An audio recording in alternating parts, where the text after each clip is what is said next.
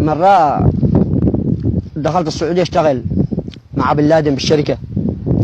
بعدين دول احنا سكننا انا واثنين هنود واحد محق وصاب، كنا نسكن سوا.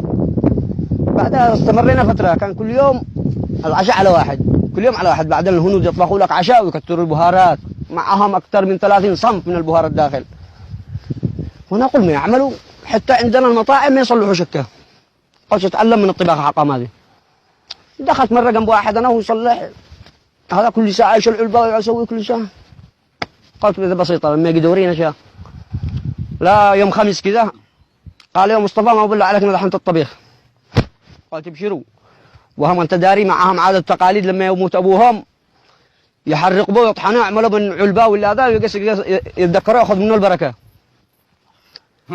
وانقع طارح له بالمطبخ. قالوا يلا قم وصلى عشاء. قمت معنا ولعت الشولة يلا وصلى عشاء. الكيد من هنا من العلبة هذه من العلبة هذه من العلبة هذه، أوصل لك العلبة هذه كالرماد بس كبهم ما لا وصل مشكل أبوهن وحرك حركت أبوهم بين المشكل. أنا مش جارين أبوهم.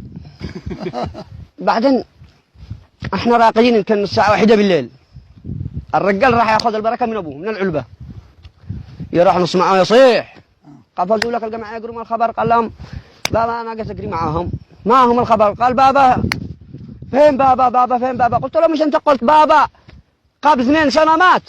قال ايوه بابا قبل 2 سنة مات، بس بابا هنا. كيف بابا هنا؟ هنا بالعلبة دي؟ قال فين بابا هنا؟ قال جيت أنا أخذ بركة هنا بابا. قلت له لا بارك بك، بابا قو هنا. لا بارك بك ولا عواش. كيف بابا هنا؟ قلت له بابا طبيخ عصدنه في صيداك ربك لن تعمل اللي هو بن علبة. قاموا يلا زعلوا أذنهم ذلكنا يلا يشلوا لك البرشان حقي خارج. أنت أكل بابا. قلت له أنت بابا أعمله بن علبة.